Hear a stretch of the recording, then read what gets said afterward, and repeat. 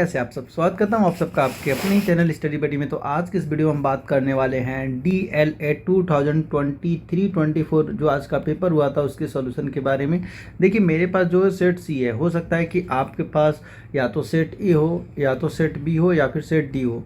तो सभी में नंबर ऑफ क्वेश्चन सेम होते हैं, बस इनका अरेंजमेंट आगे पीछे होता है। अगर आप set B, set A, set B या सेट डी के लिए भी देखना चाह रहे हैं वीडियो तो देख सकते हैं। बस अपने क्वेश्चन को एक बार मैच करा लीजिएगा कि आपका करंट अफेयर कौन से नंबर पर दिया हुआ है। ठीक है, देखिए लिखा लिखा है करंट अफेयर, लेकिन जो पहला क्वेश्चन वो जीके का है। इसमें पहला क्वेश्चन पूछा है कि खुदा बख्श पुस्तकालय कहाँ स्थित है। तो जो खुदा बख्श पुस्तकालय है वो पटना, बिहार के पटना में स्थित है। और इसे बनाया गया था, इसे जो बनाया गया था 29 अक्टूबर 1891 में बनाया गया था। 1891 में बनाया गया था खुदा बख्श पुस्तकालय को। ठीक है, एक प्राचीन पुस्तकालय है, आपको पता होना चाहिए इसके बारे में। देखिए ये तो जीके का क्वेश्चन है, करंट अफेयर ऊपर लिखा हुआ है लेकिन है जीके का क्वेश्चन। आइए नेक्स्ट क्वेश्चन की तरफ चलते हैं। नेक्स्ट क्वेश्चन आपका है, निम्नलिखित में से कौन सा शहर कोविड-19 का प्रकोप बिंदु माना जाता है। तो जो वुहान सिटी को क्या माना जाता है, कोविड-19 का प्रकोप का बिंदु, मतलब यही से स्टार्ट हुआ। प्रकोप बिंदु मतलब कहाँ से स्टार्ट हुआ, तो वुहान सिटी में है। फिर उसके बाद क्वेश्चन नंबर थर्ड में कि अशोक चक्र में कितनी तीलियां होती हैं। तो अशोक चक्र में 24 तीलियां होती है, जो 24 जो मनुष्य के धर्म गुरु को बताता है, सॉरी धर्म गुण को, जो हमारे अंदर 24 धर्म गुण है उसको बताता है। फिर उसके बाद क्वेश्चन नंबर 4 बोला कि नोबेल पुरस्कार की शुरुआत किस वर्ष में हुई। तो देखिए जो पहली बार स्टार्टिंग तो हालांकि 1990 में ही हो गया था, लेकिन जो पहली बार नोबेल पुरस्कार किसी को दिया गया था वो 1991 में दिया गया था। सॉरी 1901 में दिया गया था, 1901 में दिया गया था। तो अब हमारे पास इसका बी ऑप्शन करेक्ट हो जाएगा। तो नोबेल पुरस्कार का जो शुरुआत है ये एक अल्फ्रेड नोबेल नाम के एक जनाब थे, जिन्होंने अपनी संपत्ति को जितनी उनकी प्रॉपर्टी थी उस प्रॉपर्टी को उन्होंने एक पुरस्कार के रूप में मतलब दे दिया था, कि बांट दिया था, एक तरीके से सॉर्ट ऑफ बांट दिया था कि जो हमारी प्रॉपर्टी उस प्रॉपर्टी को इन ऐसे ऐसे लोगों में बांट देना चाहिए। तो उन्होंने टोटल इसको 5 भागों में डिवाइड किया था, तो उसको नोबेल पुरस्कार के नाम से कुछ जाना जाता है। और 6 क्षेत्रों में नोबेल पुरस्कार दिया जाता है। टोटल 6 क्षेत्रों में 6 फील्ड है, जो है नोबेल पुरस्कार देने के 6 फील्ड है, जिसमें आपका चिकित्सा है, और फिर इसके बाद आपका रसायन भौतिकी है, जैसे फिजिक्स के क्षेत्र में भौतिकी हो गया। फिर उसके बाद रसायन हो गया। फिर आपका साहित्य में दिया जाता है, साहित्य और शांति में भी दिया जाता है। फिर आपका अर्थशास्त्र, छठा आपका है अर्थशास्त्र। मतलब इन शख्स को नोबेल पुरस्कार दिया जाता है। ठीक है, अब आइए नेक्स्ट चलते हैं। नेम अभी ये तो हालिया में रिसेंट में हुआ था कि IPL 2023 में एक मैच में एक ही ओवर में 5 छक्के मारने वाले रिंकू सिंह का संबंध किस टीम से है। तो देखिए कोलकाता नाइट राइडर के हैं, कोलकाता नाइट राइडर। अब आइए भारत में किस क्षेत्र में योगदान के लिए कुरियन पुरस्कार दिया जाता है। अब भाई जानते हैं कि कुरियन है क्या। तो जो कुरियन है ये आपके केरल के एक शख्स है जिनका नाम था वर्गीज कुरियन। इनका जो जन्म है वो 26 नवंबर 1921 में हुआ था। और इन्होंने क्या किया, अमेरिका को पीछे छोड़ते हुए इंडिया में मतलब हर एक जगह पर जो दूध है, जो हमें आसानी से अमूल मिल जाता है, अमूल दूध हम कहीं किसी भी इलाके में चले जाए हमें पैकेट का दूध मिल जाता है। तो इन्होंने मतलब पूरे इंडिया में दूध को आसानी से फैला दिया था। तो अब एक किससे है, डेयरी से रिलेटेड है। तो इनके नाम पर ये पुरस्कार दिया जाता है। ठीक है, चलिए नेक्स्ट क्वेश्चन की तरफ चलते हैं, क्वेश्चन नंबर 7 की तरफ। अब अगला है कि नई शिक्षा नीति 2020 के दस्तावेज में कितने भाग है। तो देखिए इसको 5+3+3+4 ऐसे डिवाइड किया गया है। तो जो पहला 5 साल है उसे फाउंडेशन स्टेज बोलते हैं, फाउंडेशन स्टेज बोलते हैं। और जो सेकेंड उसे प्रीपरेटरी बोलते हैं, प्रीपरेटरी स्टेज बोलते हैं। और जो थर्ड उसे मिडल बोलते हैं, मिडिल स्टेज। और जो लास्ट है उसे सेकेंडरी बोलते हैं। सेकेंडरी स्टेज बोलते हैं। ठीक है, जैसे चार भागों में डिवाइड किया गया है। अगर आपको भाई ईयर भी जानना है तो ईयर भी आप देख सकते हैं कि कब से कब रखा गया है। इसको आपको आंगनवाड़ी से क्लास 2 तक रखा गया है, फिर इसको 3 से 5 तक रखा गया है, क्लास 5 तक रखा गया है, फिर इसको 6 से लेकर 8 तक रखा गया है, फिर इसको 9 से लेकर 12 तक रखा गया है। एक क्लास की बात है ये, मतलब आंगनवाड़ी से स्टार्ट है, आंगनवाड़ी से क्लास 2 तक है आपका फाउंडेशन। फिर उसके बाद आपका जो प्रीपरेटरी है, प्रीपरेटरी को क्लास 3 से लेकर क्लास 5 तक रखा गया है, फिर मिडिल को क्लास 6 से लेकर क्लास 8 तक रखा गया है, सेकेंडरी को क्लास 9 से क्लास 12 तक रखा गया है। नेक्स्ट अगला है कि जामिया मिलिया इस्लामिया के तत्कालीन चांसलर कौन है। तो अभी हालिया में 13 मार्च को इन्हें मतलब अपॉइंटमेंट मिला था, 13 मार्च को। तो एक है कौन, तो देखिए जो है सैयदना मुफद्दल सैफुद्दीन। ये आपका B is the correct answer, B correct answer हो जाएगा। अगला आपका है विश्व शिक्षक दिवस कब मनाया जाता है। तो ये 5 अक्टूबर को मनाया जाता है। नेक्स्ट आपका है कि किस बंदरगाह का नाम बदलकर श्यामा प्रसाद मुखर्जी बंदरगाह कर दिया गया। तो ये आपको 12 जनवरी 2020 को ये बदला गया। तो कोलकाता बंदरगाह का नाम अब जो क्या हो गया है, श्यामा प्रसाद मुखर्जी बंदरगाह के नाम से अब जाना जाएगा। सन 2022 में आयोजित 21वीं मिस यूनिवर्स खिताब किस देश की महिला को मिला। तो ये आपका यूएसए की महिला को मिला। और अगर पूछता 2021 में तो इंडिया में था, 2021 में इंडिया के नाम था, लेकिन 2022 में यूएसए हो गया। नेक्स्ट आपका है कि श्री नरेंद्र मोदी भारत के कौन से नंबर के प्रधानमंत्री है। तो देखिए 14वें प्रधानमंत्री है। इससे पहले मतलब 2 बार मनमोहन सिंह रह चुके हैं, 2 बार नरेंद्र मोदी रह चुके हैं। बाकी और सारे भी बहुत सारे हैं जो 2 बार प्रधानमंत्री रह चुके हैं, तो उनको हम एक ही बार काउंट करते हैं। ठीक है, ऐसा नहीं कि अगर 2 बार आ गए नरेंद्र मोदी तो हम इसको 2 बार काउंट कर ले कि भाई 14वें भी हैं, 15वें भी हैं। तो 14वें इसका करेक्ट आंसर 14वें हो जाएगा। C option is the correct. Next आपका है कि शशि नहीं होगा, साक्षी होगा। ये साक्षी मलिक होगा।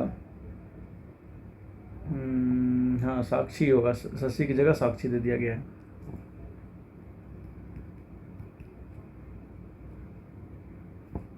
एक मात्रा गड़बड़ हो गया है तो सही से कर देते। एक्चुअली मेरे पास साक्षी मलिक होना चाहिए था और इन्होंने शशि दे दिया। साक्षी मलिक जो कि कुश्ती से इन्होंने हाल ही में कांस्य पदक जीता था। चलिए नेक्स्ट चलते हैं। अगला है कि पुस्तक द ग्रेट इंडियन नॉवेल किसने लिखी है। तो देखिए Shashi Tharoor, option A correct हो जाएगा, शशि थरूर ने लिखी है। आइए नेक्स्ट चलते हैं। अगला है G20 संगठन की स्थापना कब हुई। तो ये 26 सितंबर 1919 में हुआ था। नेक्स्ट है कि स्कूल शिक्षा के लिए 2005 की राष्ट्रीय पाठ्यचर्या रूपरेखा किस संस्था द्वारा अभिकल्पित है। तो ये NCERT हो जाएगा। यूनेस्को का मुख्यालय कहाँ है। तो जो यूनेस्को है वो आपके फ्रांस में है, और फ्रांस के जो कैपिटल पेरिस में है। तो इसका B is the correct answer हो जाएगा। नेक्स्ट आपका है कि यू कम फर्स्ट किस एयरलाइन कंपनी का आदर्श वाक्य है। तो गो एयर हो जाएगा, इसका सी इज़ द करेक्ट आंसर। अगला आपका है कि बंगबंधु के नाम से कौन मशहूर है। तो ये आपका है शेख मुजीबुर रहमान, जो कि बांग्लादेश के पहले राष्ट्रपति रहे, प्रथम राष्ट्रपति रहे। अगला आपका है कोनो राष्ट्रीय उद्यान भारत के किस राज्य में स्थित है। अभी हालिया में यहाँ पर क्या किया गया था, हालिया में यहाँ पर चीता छोड़े गए थे, मध्य प्रदेश। डी हो जाएगा। अब 21 की तरफ चलते हैं। अगला आपका है कि किस संगठन ने भारतीय स्कूल छात्रों के लिए कृत्रिम बुद्धिमत्ता AI, जिसे हम AI के नाम से जानते हैं, आधारित मॉड्यूल को लॉन्च करने के लिए नीति आयोग अटल इनोवेशन मिशन के साथ सहयोग किया। तो ये देखिए क्या था, नॉस्कॉम। तो इसका फुल फॉर्म है national association of software and service companies. ठीक है, चलते नेक्स्ट चलते क्वेश्चन की तरफ। निम्नलिखित में से कौन सा मशहूर शिक्षाविद जिद कृष्णमूर्ति के शैक्षिक दर्शन पर आधारित है। ये आपका हो जाएगा बी करेक्ट हो जाएगा, इसका बी करेक्ट हो जाएगा। इसका ऑप्शन है ऋषि वैल्यू की स्कूल आंध्र प्रदेश। जो ये एक फेमस लेखक थे और इनका जो जन्म हुआ था 11 मई 11 में 1895 में हुआ था, 1895 में हुआ था। नेक्स्ट आपका क्वेश्चन है 23। प्रसिद्ध हॉलीवुड फिल्म किंग रिचर्ड किस खेल के खिलाड़ियों की कहानी पर आधारित है? तो देखिए टेनिस की खिलाड़ी पर टेनिस की स्पोर्ट पर आधारित है, जिन्होंने आपने नाम तो सुना होगा वीनस एंड सेरेना विलियम्स का, जो कि टेनिस में काफ़ी सालों तक पहले पोजीशन पर हैं, बहुत पहले पोजीशन पर रही है दोनों। वो इन्हीं के फादर हैं, इन्हीं के फादर पर आधारित है किंग रिचर्ड। और हाँ, ये इनका जो इस किंग रिचर्ड के जो एक्टर थे, इन्हें बेस्ट एक्टर का अवार्ड भी मिला था इस फिल्म की वजह से।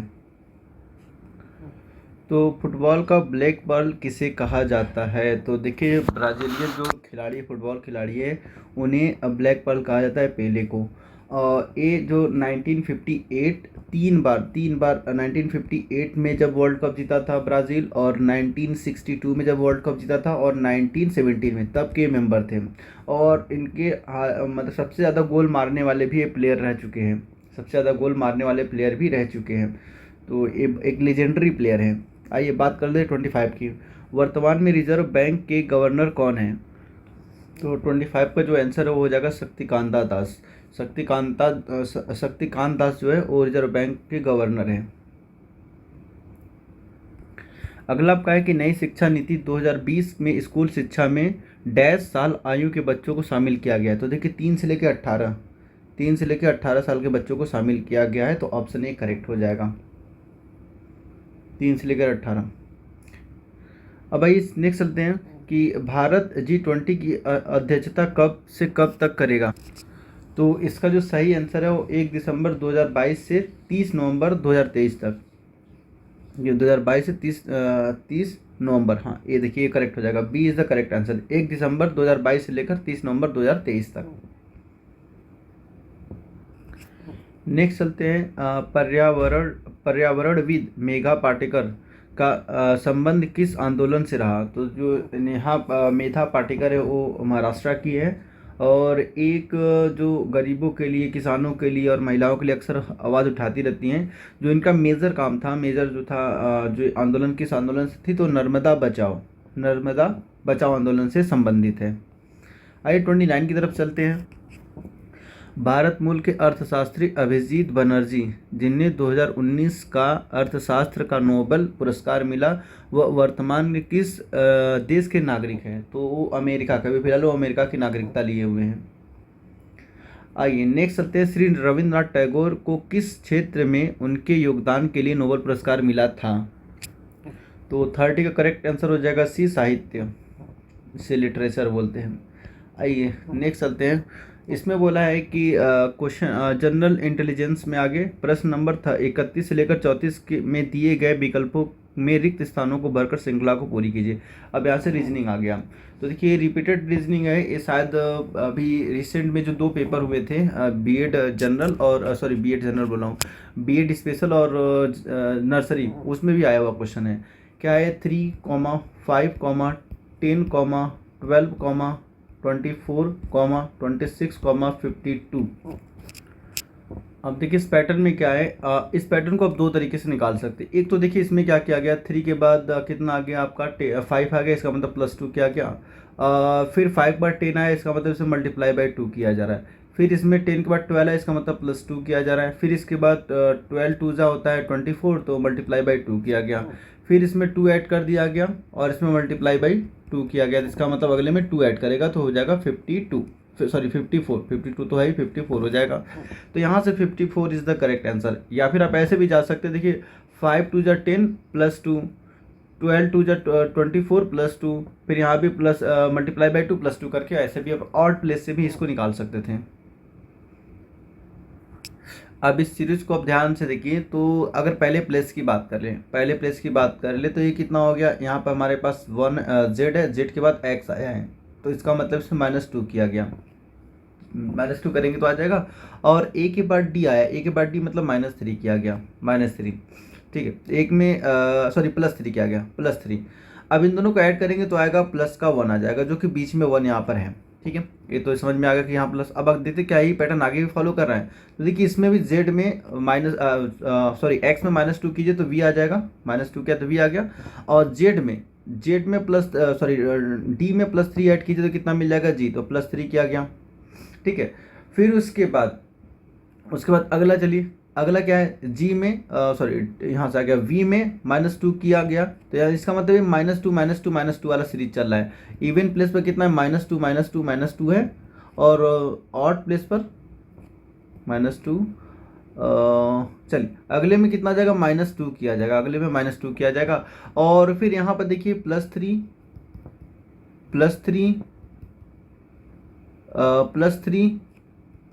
तो यहाँ पे +3 किया जाएगा, +3 किया जाएगा। अब पहले p में -2 कीजिए, जब p में -2 करेंगे तो आ जाएगा n, और फिर जब आप p में +3 करेंगे तो आ जाएगा s। ठीक है, n और s। अब हमें देखना है कि n और s कहाँ कहाँ है।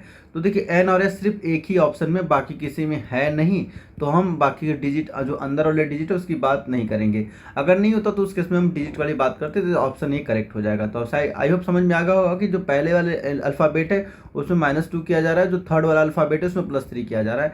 ये पैटर्न आपका है, ये आपका पैटर्न है। अब बाकी अगर बीच वाले नंबर को भी अगर आपको निकालना होता है, बीच वाले नंबर को भी निकालना होता है तो बीच वाले नंबर को भी निकाल सकते हैं। देखिए हमारे पास बीच वाले नंबर है कौन सा, अगर इन केस अगर दोनों अगर मिल जाता है, जैसे जो नहीं कि सिर्फ DLED वाले भी देख रहे हो, B.Ed वाले भी देख रहे हैं, तो B.Ed वाले में भी आ सकता है, और B.Ed वाले में आएगा तो डायरेक्ट n और s कहीं दो जगह दिया होगा। तो हमारे पास सीरीज है 1, 2, 6, 21 और 88, फिर उसके बाद है 4, 4, 5 है।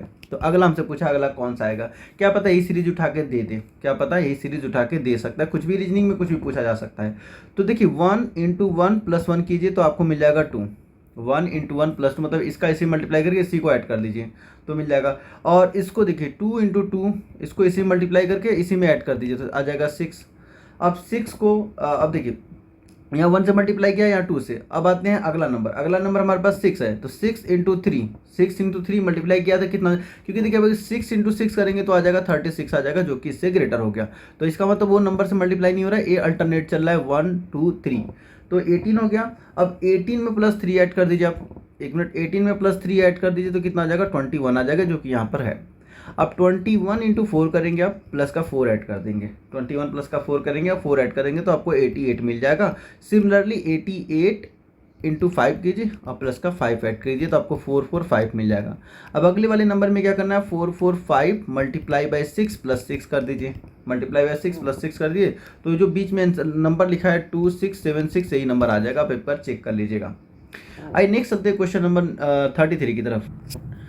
देखिए अगर इस सीरीज़ की बात करें तो इस सीरीज हमारे पास क्या है, सबसे पहले अगर हम ये देखा कि डबल -1 किया गया, लेकिन यहाँ डबल -1 फेल हो जा रहा है, यहाँ डबल -1 फेल हो जा रहा है, इसका मतलब ये लॉजिक नहीं है। अब आते देखते इसमें कितना, इसको डिफरेंस निकालें। 11 - 6 = आ जाएगा 5। सिमिलरली 21 - का 11 करेंगे तो आ जाएगा 10।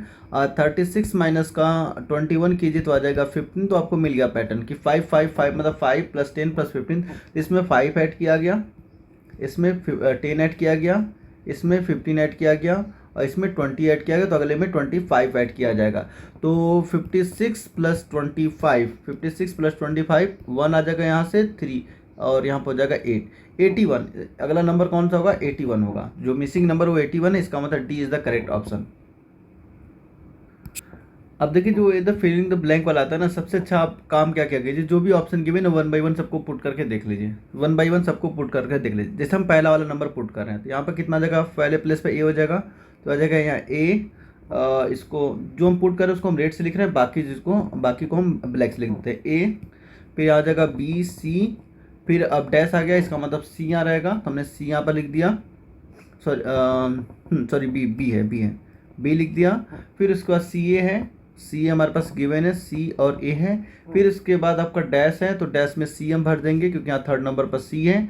फिर उसके बाद हमारे पास क्या है, डैश के बाद ए, बी, ए, फिर डैश है, तो डैश के प्लेस पर फिर से बी हमें फिल करना है। फिर इसके बाद आ जाएगा आपका सी, फिर डैश है तो आ जाएगा बी, फिर उसके बाद नॉर्मल जो आपका नंबर है सी ए। अब देखिए पैटर्न ये फॉलो कर रहा है नहीं कर रहा है, तो अब देखिए यहाँ से पहले 3 में क्या है, ए बी सी है, देन बी सी ए है, सी ए बी, फिर A B C, B C ए, फिर अगला कौन सा, अगर आगे होता तो आगे कौन सा पैटर्न फॉलो करता, सी ए बी। तो ये पैटर्न हमें एक मिल रहा है, तो इसका ऑप्शन ए करेक्ट हो जाएगा, ऑप्शन ए क्या हो जाएगा, यहाँ से करेक्ट हो जाएगा, option A is the correct क्योंकि पैटर्न फॉलो कर रहा है ABC BCA CAB, ABC BCA CAB, ये पैटर्न फॉलो कर रहा था। यहाँ से option A is the correct. चलिए नेक्स्ट चलते हैं। इसमें से एक बोला है कि 35 से लेकर 38 तक कि उन शब्दों को पहचाने जो अन्य शब्दों से भिन्न है। तो संतरा, केला, जामुन, तरबूज। तो देखिए संतरे का हम छिलका नहीं खाते, फेंक देते, केले का छिलका फेंक देते, तरबूज का छिलका फेंक देते, बस जामुन बच गया तो जामुन को हम वैसे ही खा लेते हैं। तो इसका सी इज़ द करेक्ट हो जाएगा। नेक्स्ट आते हैं 36 में, आलू, प्याज, लहसुन और गोभी। देखिए आलू, प्याज और लहसुन ये ज़मीन के अंदर मिलते हैं, बाकी गोभी ऊपर पाया जाता है। तो यहाँ पर डी ऑप्शन अलग हो जाएगा। नेक्स्ट है ईंट, मकान, बालू, सीमेंट। तो देखिए कंक्रीट ये सारे हैं, बाकी मकान पूरा कंप्लीट है। इन सब से मिल के बना होता है, ये सब पार्ट्स है, ये सब मकान बनाने के पार्ट्स है। ईंट हो गया, बालू हो गया, सीमेंट हो गया, ये सब पार्ट्स है मकान बनाने के। मकान कंप्लीट है, तो इसलिए क्या हो जाएगा, ऐसा मकान अलग हो जाएगा। अगला आपका नृत्य, अभिनय, गीत, संगीत, इसका अभिनय हो जाएगा करेक्ट ऑप्शन। नेक्स्ट आइए, नीचे दी गई संख्याओं में कितने 6 ऐसे हैं जिनके पहले 6 आता है लेकिन बाद में नहीं। तो आइए काउंट करते हैं जिनके पहले 6 आता है लेकिन बाद में नहीं। तो एक 6 यहाँ पर है, जिसके पहले देखिए 6 आया है लेकिन बाद में नहीं, एक ये हो गया। एक यहाँ पर हो जाएगा और एक यहाँ पर हो जाएगा। यहाँ 2 6 हैं जिनके पहले आता है बाद में नहीं आता है। तो देखिए इसमें हम इसमें ये भी बोला है कि बाद में नहीं, तो इसका मतलब इसको नहीं लेंगे, बाद इस वाले को नहीं लेंगे, बाद मतलब इस वाले को नहीं लेंगे, हम इसको लेंगे। एक मिनट। तो ये पहला वाला नहीं होगा, ये वाला होगा, क्योंकि इसके देखिए इस वाले 6 के पहले 6 आ रहा है लेकिन बाद में नहीं आ रहा है, तो 2 ही हो गया, बाकी और कोई नहीं मिल रहा है। तो 2 करेक्ट हो जाएगा, 2 इज़ द करेक्ट। मतलब 2 6 आ रहे हैं जिनके बाद में 6 नहीं आ रहे हैं। अब बोला है कि प्रश्न आकृति में दिए गए खाली स्थान को भरने के लिए कौन सा विकल्प सही होगा। अब देखिए इसमें देखिए यहाँ पर 6 और 3 गिवन है, तो 6 + 3 कीजिए, 6 + 3 = आ जाएगा 9, और जो ए नंबर है ये 9 का परफेक्ट स्क्वायर है। 9 × 9 कीजिए तो आ जाएगा 81, तो 81 यहाँ लिखा गया है। अब सेकेंड वाले बॉक्स में आइए, 2 + 6 कीजिए तो आ जाएगा 8, और 8 का परफेक्ट स्क्वायर होता है 64, तो यहाँ पर 64 लिखा गया है। सिमिलरली यहाँ पर आइए, इसमें इसको ऐड कीजिए तो 8 + 5 कीजिए तो आ जाएगा 13, 8 + 5 कीजिए तो 13 आ जाएगा। 13 का परफेक्ट स्क्वायर 169 आता है, और इनको ऐड कीजिए, इनको जब ऐड करेंगे तो 8 + 3 आ जाएगा 11, और 11 का परफेक्ट स्क्वायर 1 to 1 होता है, तो इसका क्या हो जाएगा 1 to 1। C is the correct answer हो जाएगा, C is the correct answer. अब देखिए इसमें बोला है कि BEGK को इसने लिखा हुआ है ADFJ। तो देखिए पहले बी में 1 माइनस करेंगे तो आ जाएगा ए आ जाएगा, फिर उसके बाद ई में 1 माइनस कीजिए तो डी आ जाएगा, फिर जी में आप 1 माइनस कीजिए तो एफ आ जाएगा, जी में 1 माइनस कीजिए तो एफ आ जाएगा। सिमिलरली जब के में आप 1 माइनस करेंगे तो जी आ जाएगा। इसका मतलब हर एक नंबर पहले लिखा गया, मतलब हर एक लेटर जो है, एक लेटर इधर का जो लेटर जितना भी लिखा हुआ है और इसको एक लेटर माइनस करके यहाँ पर उसके इक्वल टू लिखा गया है। तो पी से पहले क्या आएगा, ओ आ जाएगा, पी से पहले ओ आ जाएगा, और एस से पहले आर आ जाएगा। तो ओ आर, अब ओ आर देख लीजिए कहाँ पर, उसको टिक कर दीजिए। देखिए ओ आर सिर्फ इसी में, इसको टिक करके अपना आगे बढ़ जाए, टाइम वेस्ट मत कीजिए। अगर आपको देखना है तो देखिए देख लीजिए। वी से पहले हमारे पास यू आता है तो हमने यू लिख दिया, और वाई से पहले एक्स आता है तो एक्स लिख दिया। देखिए यहाँ पर लिखा हुआ है, मिल जाए 2 तो आप आगे बढ़ जाइए। नेक्स्ट आइए, अब इस नंबर को थोड़ा ध्यान से देखिए। जब इसको इसमें मल्टीप्लाई कीजिए, जो हमने सामने मल्टीप्लाई कीजिए, तो 12 5 = 60 होता है, और इसको इससे मल्टीप्लाई कीजिए, इसको इससे मल्टीप्लाई कीजिए तो 15 4 = 60 आता है। सिमिलरली यहाँ इसको मल्टीप्लाई कीजिए, देखिए जब 3 में हम 14 का मल्टीप्लाई करेंगे तो 52 आ जाएगा, और जब 7 में 6 का मल्टीप्लाई करेंगे तो भी 52 आएगा। सिमिलरली यहाँ पर देख लीजिए, जब 6 × 13 करेंगे तो कितना मिल जाएगा हमें, 78 मिल जाएगा। सिमिलरली जब आप इसको इससे मल्टीप्लाई कीजिए तो भी कितना आएगा, 78 आ जाएगा। तो बीच में कितना हो जाएगा, 78 आ जाएगा। तो जो करेक्ट आंसर है वो कितना हो जाएगा, डी इज़ द करेक्ट। देखिए इस क्वेश्चन में क्या कीजिए आप, यदि 16 सितंबर 2020 को बुधवार था तो 18 दिसंबर 2021 को कौन सा दिन होगा। तो पहले 21 सितंबर से आप कहाँ जाएंगे, आप 18 सितंबर। तो देखिए यहाँ से जब जा रहे हैं तो 2 दिन एक्स्ट्रा मिल रहा है, और 1 साल का बढ़ोतरी हो रहा है, 1 साल का बढ़ोतरी हो रहा है। अब आपको पता करना है कि जो इसमें लीप, ये तो देखिए 2020 2020 का लीप ईयर है, लेकिन फरवरी जा चुका है, फरवरी जा चुका है, तो 365 दिन ही काउंट होगा, 365 दिन ही काउंट होगा। 365 दिन क्यों काउंट होगा? क्योंकि ये अगला वाला जो है, अगला वाला ईयर है 2021, ये फरवरी, इसमें जो फरवरी मंथ आ जाएगा वो 28 डे का होगा, 28 डे का होगा। तो आप जब ऑड डे काउंट करेंगे जनवरी का, फरवरी का, मार्च का, तो जनवरी का 3 हो जाएगा, जनवरी का 3 होता है, याद कर लीजिएगा। अब फरवरी का हो जाएगा 0 हो जाएगा, क्योंकि ये ऑड डे, इसमें लीप ईयर नहीं आ रहा है, इसलिए 0 हो जाएगा। फिर मार्च का 3 हो जाएगा, प्लस उसके बाद अप्रैल का 2, मई का 3, प्लस उसके बाद आपका जून का 2 हो जाएगा, जुलाई का 3 हो जाएगा। फिर उसके बाद अगस्त बचा, अगस्त का 3 हो जाएगा, प्लस उसके बाद अगस्त के बाद सितंबर आ जाएगा, सितंबर का 2, सितंबर के बाद आ जाएगा अक्टूबर, अक्टूबर का भी 3 हो जाएगा। फिर नवंबर का 2, दिसंबर का 3, ये ऑड डे, इनको ऐड कर लीजिए आप। तो अब इनको आप ऐड कीजिए, तो ऐड कीजिए, देखिए कितना आ रहा है। पहले ऐड करने का तरीका है कि हम पहले ये 3 को काउंट कर लेते हैं, कितने 3 है, 1 2 3 4 5 6 7, तो 7 3 या 21 हो जाएगा। फिर उसके बाद 2 3 2 कितने, 1 2 3 4, तो 4 हो, इसका मतलब 4 2 8 हो जाएगा, तो टोटल कितना हो जाएगा 29। अब 29 को डिवाइड बाई 7 कर लीजिए, 29 को डिवाइड बाई 7 कर लीजिए। जब 29 को डिवाइड बाई 7 करेंगे तो कितना आ जाएगा, 29 डिवाइड बाई 7, तो रिमाइंडर कितना बचेगा, 7 चौक 28, एक मतलब एक रिमाइंडर बचेगा, एक रिमाइंडर, ये रिमाइंडर बचा है। कुछ लोग ये ना समझे कि क्वोशेंट है, रिमाइंडर है, रिमाइंडर 1 बचा है। तो अब एक रिमाइंडर यहाँ से बच रहा है और 2 दिन यहाँ का गैप है, एक रिमाइंडर यहाँ से आया, 2 दिन यहाँ का गैप है, तो इसका मतलब 3 दिन बढ़ गया, कितना हो गया, +1 कर दिए, 3 दिन बढ़ गया, 3 दिन बढ़ गया। तो अब वेडनेसडे से 3 दिन बाद कौन सा आता है, वेडनेसडे के बाद आपका आ जाएगा थर्सडे, फिर फ्राइडे, फिर सैटरडे, तो कौन सा दिन हो जाएगा, सैटरडे, तो शनिवार। C is the correct answer, C is the correct answer. ऐसे आप इसको निकाल सकते हैं ऑड डे के हेल्प से। पहले ऑड डे निकाल लीजिए, कितने ऑड डे हैं, फिर उसको डिवाइड कर लीजिए। अब चलते हैं नेक्स्ट से, उसी फंडा पर ये भी क्वेश्चन सॉल्व होगा। देखिए इसका भी उसी कॉन्सेप्ट से निकालेगा, इसका भी शनिवार आ जाएगा, D is the correct answer आ जाएगा। 14 अगस्त 2021 को इसको आप इसी से प्रैक्टिस कीजिएगा, इस वाले मेथड से प्रैक्टिस कीजिएगा, आपका आ जाएगा। नेक्स्ट चलते हैं। तो आइए, जैसे देखिए सेकेंड 45 है, कैंची का कपड़ा से रिलेशन है, मतलब कैंची से हम कपड़ा काटते हैं, वैसे उस तरह से हम दाढ़ी को काटते हैं, तो इसका हो जाएगा ए करेक्ट हो जाएगा। बाकी धुआं जलाने पर निकलेगा अलग है, हथौड़े कील को हम इनर साइड हम इसको मतलब ठोकने पर ये अंदर चला जाता है, बाहर नहीं निकलता है, और कलम से स्याही लिखने वाली चीज़ें हैं, तो ये तीनों नहीं होगा, क्या हो जाएगा आपका, A is the correct answer. बहुत ईजी क्वेश्चन है। इसमें कि एक लाइन में सरला पीछे से 10वें नंबर पर खड़ी है और आगे से 16वें नंबर पर खड़ी है, लाइन में कुल कितने लोग हैं, तो दोनों को ऐड कर लीजिए, दोनों को ऐड कर लीजिए, तो आ जाएगा 26। अब फिर एक माइनस कर लीजिए, एक माइनस कर लीजिए 25। एक माइनस इसलिए किया जा रहा है क्योंकि एक बंदा यहाँ से ऊपर से भी काउंट हो गया, नीचे से भी काउंट हो गया, तो 2 बार काउंट हो गया। जब 2 बार काउंट हो गया तो एक माइनस कर देते हैं, तो 25 आ जाएगा। नेक्स्ट आइए 45 की तरफ। अब कह रहा है कि यदि किसी सांकेतिक भाषा में फैशन को फैशन के रूप में कोडित किया जाता है, तो उस कोड में प्रॉब्लम को कैसे कोडित किया जाएगा। तो देखिए आइए, देखिए एफ यहाँ भी है, एफ यहाँ भी है, मतलब एफ का दोनों का पोजीशन सेम है, एफ का पोजीशन सेम है और यहाँ से एन का पोजीशन सेम है, लेकिन यहाँ पर जब ए सेकेंड प्लेस पर है उसको लास्ट प्लेस पर कर दिया। फिर एस सेकेंड लास्ट पर था, फर्स्ट लास्ट पर मतलब सॉरी स्टार्टिंग से थर्ड पर था, तो इसे थर्ड लास्ट कर दिया। फिर उसके बाद हमारे पास क्या था, एच को इसने आई कर मतलब आपस में रिप्लेस कर दिया। इस वाले नंबर को, इतने नंबर को इसने 90 डिग्री पर फ्लिप कर दिया, ये फ्लिप कर दिया, सॉरी 180 डिग्री पर फ्लिप कर दिया। जब 180 डिग्री पर फ्लिप किया तो नंबर बदल गया आपस में।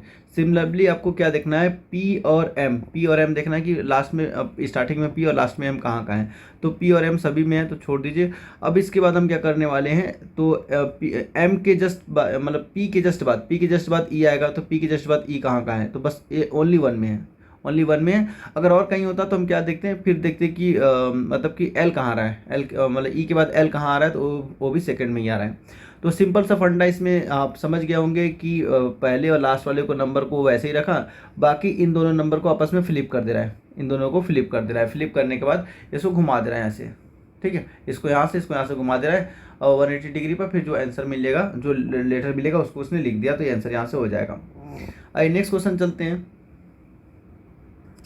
तो इसमें अंग्रेजी वर्णमाला के बाएं से 8वें अक्षर तथा दाएं से 16 यहाँ से अब 8वें अक्षर के दाएं से 10वां अक्षर कौन सा होगा। तो सबसे पहले आपको ABCD पूरा लिख लेना है, ABCDEFGHIJKL, यहाँ पर M, फिर उसके बाद यही लिख लीजिए NMORSTUVWXYZ। कौन सा छूट गया, MN भी है, अच्छा M यहाँ हो गया, MNO होगा,